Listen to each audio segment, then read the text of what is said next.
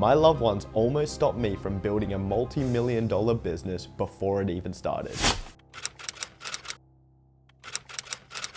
My name is Ron Rixer, and this is a series about, and in fact my whole YouTube channel is about businesses and things that I'm doing in my life as I'm doing it, almost like vlog style, but a business component. So I don't want to come at you with, hey, I have a $1 billion company, this is how I did it, this is the things you should miss. I'm going to be telling you to do things, and I'm going to fail at doing them along the way, and I have no problem putting myself in front of the camera and telling you exactly what I'm doing, being completely transparent with everything, finances, business plans, etc. And a lot of it will be wrong, and I'll be learning a lot along the way, and hopefully you'll learn something too if you follow along with my series, and especially this one. This is a one that's pretty close to the heart right now because it's my first business that really took off, and I've put a lot of time and effort and learnt a heap along the way.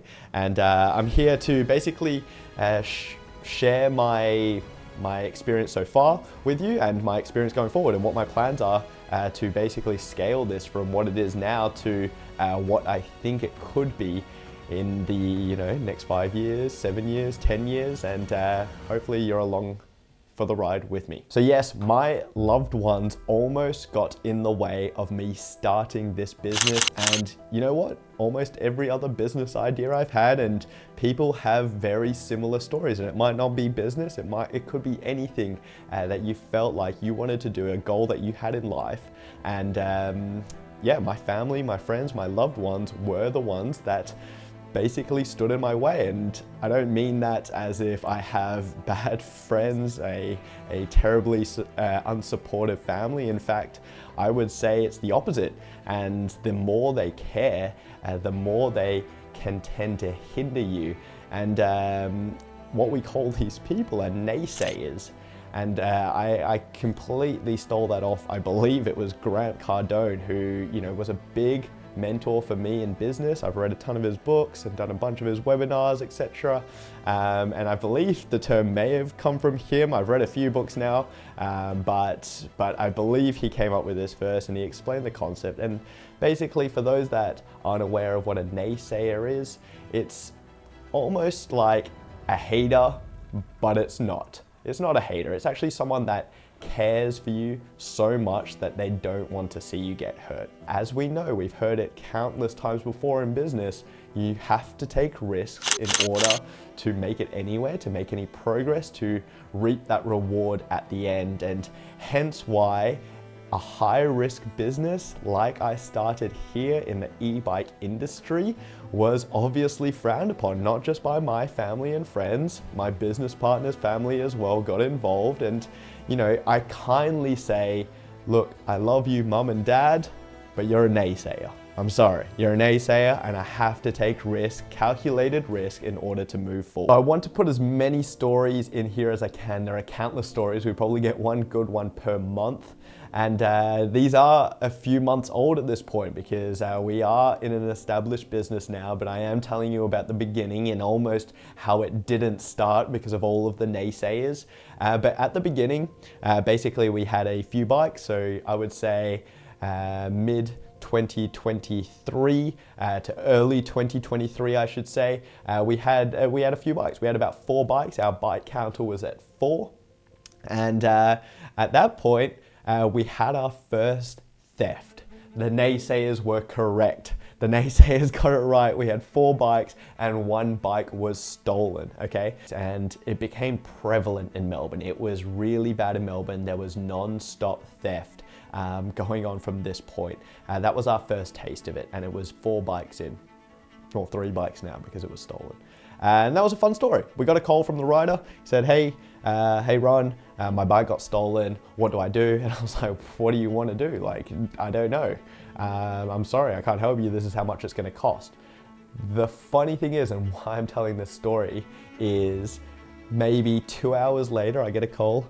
I'm working at that time. I'm in the middle of my work day, and they're like, Ron, I found my bike. And this was a huge learning experience from us. Firstly, we needed to figure out a way to get bikes back. if they got stolen, because this was going to become a problem. We had 4 bikes and one had already got stolen. Secondly, because the bike was unique, we had a chance at finding it, okay? And that was very, very important, all right? So that's 2 things that we picked up at that point. Now, just to finish off the story, Omar's my business partner, if I didn't mention before, we basically went out on our lunch break and we ran. We ran down to the Hungry Jack's, which is not too far away. We lived in the city. We ran down there and we met up with this guy. We had him on the phone. We're like, hey, just keep up with him. Don't get too close though, right? And then he said, actually, before that, in fact, I said, hey, why don't you just go get the bike, right? Just go get the bike because, you know, it's your bike. You have the keys, go get it. And then he was like, I can't. He pulled a knife to me and we were like, okay, don't get the bike. All right, stay away from him. Keep an eye on where he goes. Omar and I are coming, okay? So we're running to Hungry Jack's. Obviously, Omar and I are not the conflicting type. We don't like conflict. We're not gonna go into some physical fight with a guy with a knife. We meet the gentleman, the rider, and we say, where's the bike? And he goes, I don't know, I lost it. What do you mean you lost it? And so apparently this guy walking with a bike just got away by walking it away. To this day, I still don't understand how he lost it. But regardless, we split up into 3 and we said he couldn't have gone far. So we split up and we went looking for the bike. And pretty much we all circled back to the same spot. We said, no, we couldn't find it. But then when we said, no, we couldn't find it, we met up there in the distance, can't believe it. And this is not the only story like this, but like a movie scene, there it is.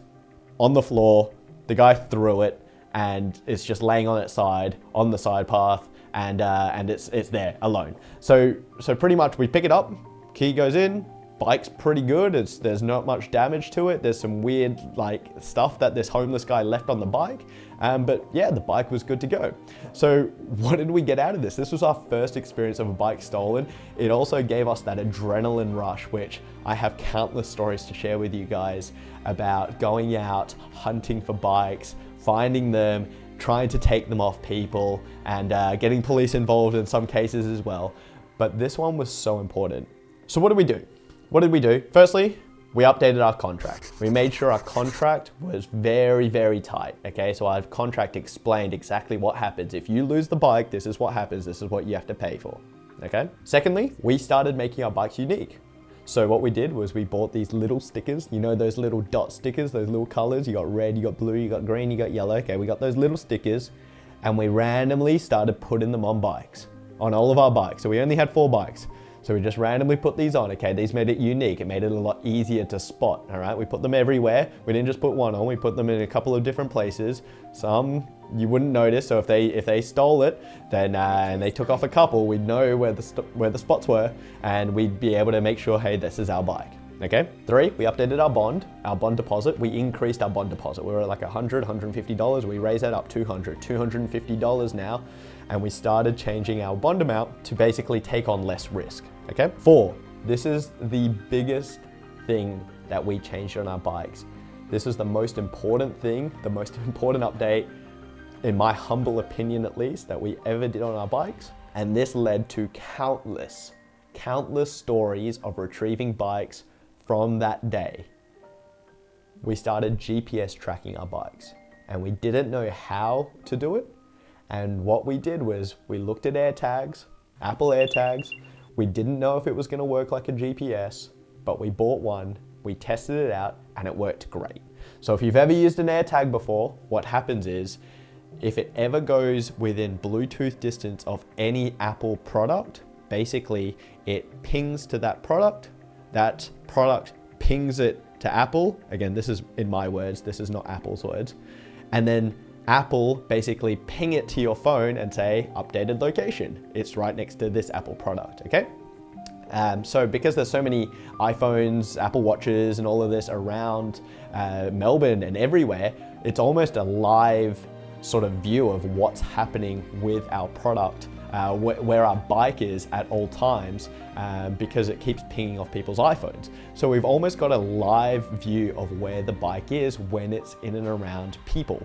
And this was absolutely key, and this completely changed our business, gave us so much more comfort after we got rid of, what those naysayers were saying. And we could have gone, you know what? you're right, we might lose some bikes, we're gonna lose thousands of dollars, let's just not even get into the business.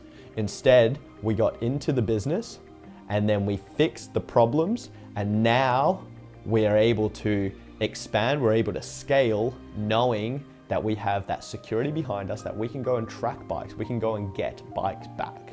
All right, so that was my experience of naysayers, and I'm sure everybody has their own personal experience of a naysayer in their life, and it might not be in business, it could be in anything in one of your goals. And honestly, we love our friends and family, but sometimes you gotta think, okay, what is the real right thing to do here? What is really correct? What is right for me?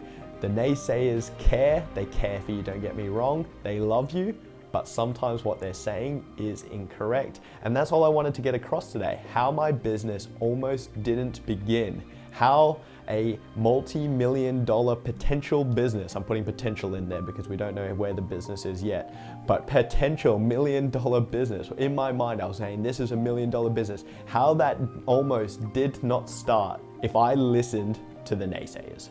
If I listened to the naysayers, I would not be in front of you right now telling you about my bike business. I got heaps to share with you guys. There's gonna be heaps more videos now. I've got a little bit of context of where we're starting. I'm gonna try and catch us up because there's some wild things happening in my business as of today. But I'll try and get these videos out as soon as possible so we can get caught up across all of my businesses as well. So make sure you keep up with all of my playlists and all of my videos going out. Reach out to my socials, come say hi, send me a message if you've got some naysayers and if you need some help dealing with that and what you should do, absolutely no problem. Send me a message. But yeah, that's it from me. My name's Ron Rixer and I'll see you in the next episode. Bye.